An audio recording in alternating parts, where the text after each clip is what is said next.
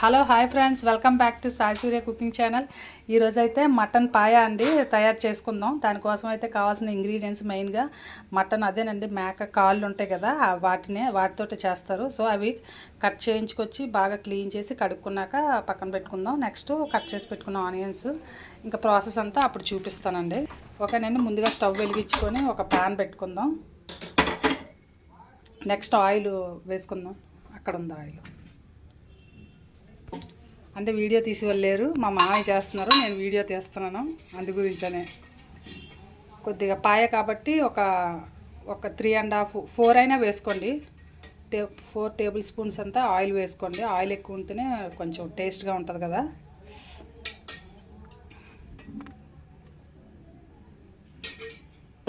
ఓకేనండి, oil heat ఎక్కింది కదా. ఓల్ గరం మసాలా అన్నీ వేసుకుందామండి. బిర్యానీ ఆకులు, అలాగే అన్నీ ఒక 5-6 లవంగాలు, తర్వాత ఒక 4 యాలకులు, నెక్స్ట్ అనాస పువ్వు, కొంచెం జాపత్రి, ఇలా ఇవన్నీ కూడా వేయించుకుందాం. ఒక 1 మినిట్ వేగేటప్పుడే ఆనియన్స్ కూడా వేసుకుందాం అండి.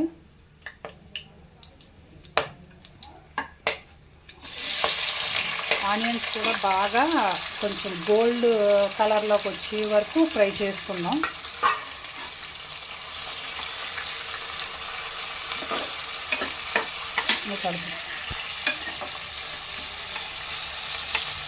కొంచెం గోల్డ్ కలర్ వచ్చే వరకు ఫ్రై చేసుకోవాలండి. ఓకేనండి, ఇక ఇలాగ గోల్డ్ కలర్ వచ్చే వరకు బాగా కొంచెం బ్రౌన్ కలర్ లాగా ఫ్రై చేసుకోవాలి. ఫ్రై చేసుకున్న తర్వాత పుదీనా, కొద్దిగా కొత్తిమీర రెండు కూడా వేసుకోవాలన్నమాట.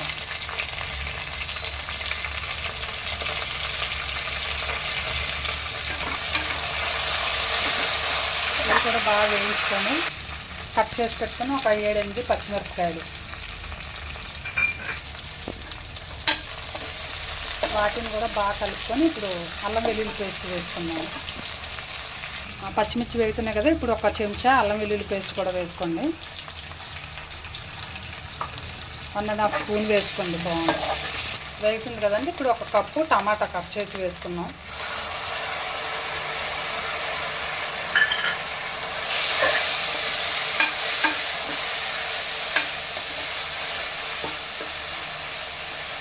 ఇది ఒక 2 నిమిషాలు వేయించుకుందాం. వేగుతుంది కదా, ఇప్పుడు 1/2 స్పూన్ అంతా పసుపు వేసుకుందాం.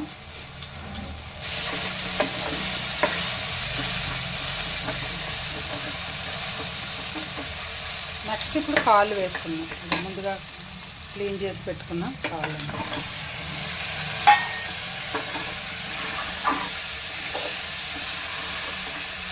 ఇవన్నీ వేసి కొద్దిగా బాగా ఒక 10 నిమిషాలు వేగనీయండి.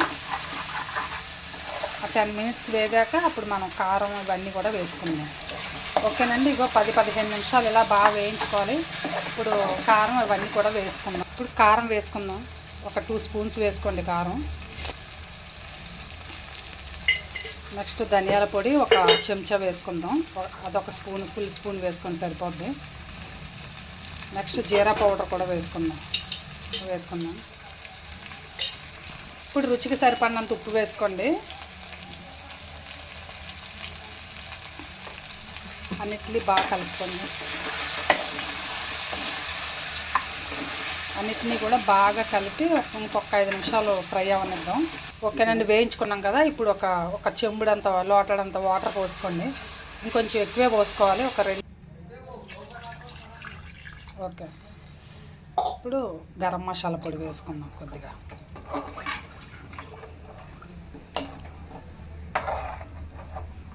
స్టార్టింగ్లో హోల్ స్పైసెస్ వేసుకున్నాం కదండి, ఇప్పుడు 1/2 స్పూను గరం మసాలా పొడి మళ్ళీ వేసుకుందాం కొద్దిగా.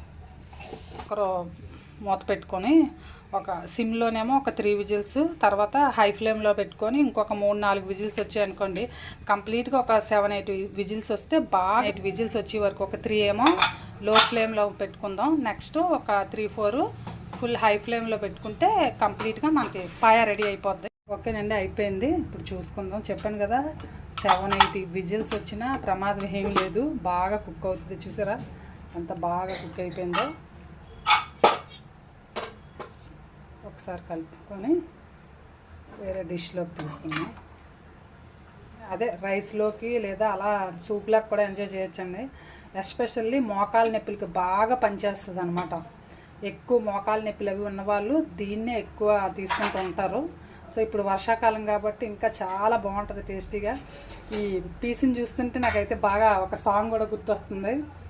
ఏంటి అంటే నాగార్జునది, వాసివాడి తసాదియ్యా మొక్క చూడు అదిరిందయ్యా, అలాగని. ఓకేనండి, దీన్ని ఒక డిష్లోకి తీసుకొని అలా సర్వ్ చేసుకుంటే ఉంటుంది. అబ్బబ్బబ్బబ్బబ్బా, ఇంకా చెప్పనవసరం లేదు. దేంట్లోకైనా రైసు ఉట్టిగా కూడా మనం నార్మల్గా కూడా సూప్లాగా కూడా ఎంజాయ్ చేయొచ్చు. ఇంకా రాగి సంగట్లో కూడా వేసుకుంటారు, ఎస్పెషల్లీ చాలామందికి ఇష్టం అండి. ఓకేనండి, దీన్ని డిష్లోకి తీసుకుందాం. ఓకేనండి, వేడి వేడి పాయ రెడీ అయిపోయింది. చూసారా, రైస్లోకి చాలా ఎక్సలెంట్గా ఉంటుంది. మీరు కూడా ట్రై చేయండి. ట్రై చేసి టేస్ట్ చేసి అలాగే మీ ఫ్రెండ్స్కి కూడా షేర్ చేయండి. నచ్చితే కనుక ఒక కామెంట్ కూడా పెట్టండి. అలాగే like and subscribe my channel. Bye friends, మళ్ళీ నెక్స్ట్ వీడియోలో ఇంకో వంటతో కలుద్దాం.